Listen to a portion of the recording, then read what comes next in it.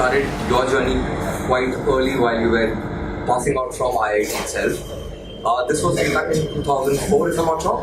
Yeah, 2004. And while you were growing up, your passion was more towards robotics engineering, and that's when you formed Geek Labs. Can you take us through a little bit more on that journey, how that happened? Like most of our good companies doesn't interview us, and maybe that's one of the reasons. Like a lot of entrepreneurs you find are 6 pointers, 5 pointers. The reason is that okay, it's not that we wish to be an entrepreneur, but at least earlier days that was the thing. So basically, like my days in early days in IIT also were pretty normal, like my school days. But and when I first time saw a robotics competition in campus, that basically excited me. कि कुछ तो glamorous है, robot बनाना है, थोड़ा hi-fi है, लग रहा है, let's do it. And when I did it, I realized that I'm good in basically applying my knowledge, my theoretical knowledge into practice. I realized that I'm enjoying the engineering. And maybe that's time something triggered in my mind and I started doing it more and more. And like in my last 2-3 like from my second year to fourth year in my IIT, like in 2 years, I participated in many competition and I realized that I'm good in that. And like I started winning a lot of competition at national level, at international level. Went to US to represent India and Asia during my college days at IIT. And like academically, but I still was 6 pointer. But I realized that I'm good in something like say practical application, knowledge based, right? And basically that provoked two things in my mind. Like that was the two key takeaway from my mind. One, I found robotics as an interesting way for education and learning. And maybe that's the reason I started Think Labs. But another thing was that during all that phase, I realized that practical and experience is the most important thing. Because while doing robotics, I developed a lot of life skills. Life skills which I today, if you ask me, and I think all of you which are professionals, I think those are the most important thing. Like you go to IIT, that's a tag. But after, like, so suppose I come to Yes Bank.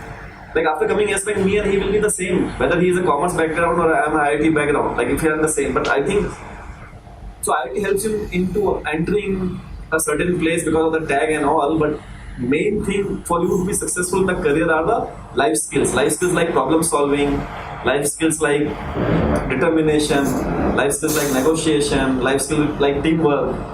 So I think that started developing during those IIT days and doing robotics. And maybe that's the reason while graduating from campus, I decided to start my own venture. So this is going to be the last question from my end, and then we'll throw open the questions back to the audience. Do you see an opportunity where corporates and VCs can collaborate together for startups? See, definitely, I think corporates, like there's an opportunity, or I will say rather than opportunity, like corporate needs to really think hard. The new age startups are questioning their status quo. This is very clear. If Unilever doesn't change for next 20, 30 years, 40 years, there will be no Unilever. If Coca-Cola doesn't change for next 50 years, there will be no Coca-Cola. Maybe I'm very naive to say, people will laugh on me, but that's the reality. Corporate has to think and adapt, like same for banking also. Absolutely. Okay. Now, what is the right way to work with startup, to create a venture fund? Like a lot of corporates are starting their own venture fund. A lot of corporates are starting incubators. So I don't know about the right mechanism and modalities, but obviously corporate need to step up and redesign themselves because the world is changing. And that's really great insight. Any questions here? For Gagan? We have. Yes. According to you, in the last 10 years, the record of VCs is very poor. They now must have made a fantastic loss. So what are you doing differently as a VC to avoid this similar fate?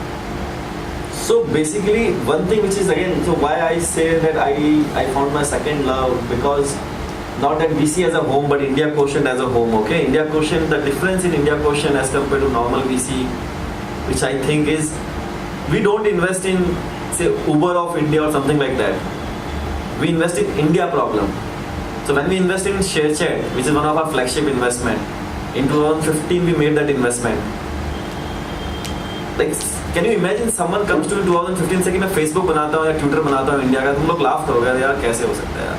Facebook तो Facebook है, right? Facebook of India is Facebook, or Twitter of India is Twitter. Like everyone will think like that. But at least that time my partners, the founding partner Anand and Madhukar, they were sightful enough to think कि नहीं यार India में already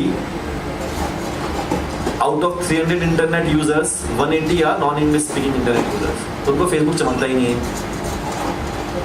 Then अभी जो नए आने वाले हैं 500 इंटरनेट मिलियन यूजर, उसमें से largely सारे non-English speaking आएंगे. Only 20 million more English speaking internet users will come on internet now going forward. In next 5 years, remaining 460 million will come again non-English speaking internet users and more from interior part of India. अब उनका Facebook, ये Facebook हो ही नहीं सकता यार. और वो जब इंटरनेट पे आएंगे तो करेंगे क्या? वो गूगल कैसे करेंगे? Right? So what I'm saying is like at India Quotient we think about India specific problems and we are more like a thesis driven. Again, we invested in a company called Lending Card, which was the first company to start giving loan to a kirana wala remotely without any collateral in 24 hours to 72 hours. Yes Bank यहाँ बैठा है, वो सोच भी नहीं सकता है, आज भी नहीं सोच सकता है. Obviously they are into different business, but like India में तो हम सोचेंगे यार चोर होते हैं सब लोग यार, पैसे लेके चला जाएगा, कोई कोलेटरल ही नहीं है. And we, by the way, we charge 36%. IRR is 36%. Bank का IRR होता है 14 to 15%, 16%, maybe like मैंने 20% पे लिया था, तो highest is 18-20% on non-collateral based lending. But this company started with that. Today, Lending Card portfolio is around 800 odd crores. They are disbursing monthly 80 crores right now monthly. So, but what we realize that India में बहुत सारे traders हैं, किराना वाला है, जिनको अगर working capital loan दे दिया जाए 5 लाख रुपए का, तो वो लोग अपना बिजनेस बढ़ा सकते हैं. और अगर आदमी बिजनेस बढ़ा रहा होगा और उनका मार्जिन अच्छा खासा होता है, लाइक ट्रेडिंग बिजनेस में, मोबाइल फोन वाला ले लो, एक मोबाइल फोन वाला ही makes 5-6% on the mobile phone. If he is able to buy more inventory, he gets 5% cash discount in India. So he used to pay 3% to Lending Card, but he's getting 2% extra after paying 5% to, like, because he's getting 5% extra on a cash discount. So what I'm saying is, like, if you look at those insights, which are India-specific insights, so I think that is something which is different at India Quotient. All the 4 partners we believe in India problem. हम लोग US, UK, मतलब US या China को copy नहीं करते हैं. Obviously inspiration लेते हैं कि यार वहाँ पे क्या चल रहा है, क्यों चल रहा है. But we look at India problem and we have our own thesis, and that's what on that basis we are investing, and I think that is helping us. And most of our investment which has worked are like that only. In fact, जो हमने copy paste करके करा, कुछ 1-2 गलती तो हो जाती है, भावनाओं में बह जाते हैं, वो फिर भी वर्क नहीं करे. Yeah. Now, India Quotient, one of your flagship companies was this Grab House. Yeah. What went wrong? Because I'm an angel, I want to learn more. Okay. So what went wrong? I'm not the best person to answer this question because my partner Madhukar used to look into that company and it got folded before I joined India Quotient formally. But whatever I understand, I think they somewhat similar to us, like they lost their core. So when they were in early stage, like when we funded them and maybe when Sequoia Kalari, when Kalari funded them, till then they were like doing like nobroker.com, like that very real model, like they used to sell, like connect people without fee or just maybe charge 200-300 rupees. But after funding they got a lot of pressure. So like again, that is the problem of funding, that you get a lot of pressure of generating revenue early on. Sometimes if the investors push the founders, sometimes that also, like in ShareChat we have raised $100 million as of now, but we are not pushing founders to start monetizing. But suppose an investor, because we feel that right now ShareChat should grow as a more number of users they should bring, and then they should figure out a monetization path. In NoBroker, like in Grabhouse case, I think they got some, I don't know who made that trigger, but they started monetizing little more aggressively because of the revenue pressure. So they started charging 5,000, 10,000 rupees for the premium services to the people, and somehow they could not scale that business.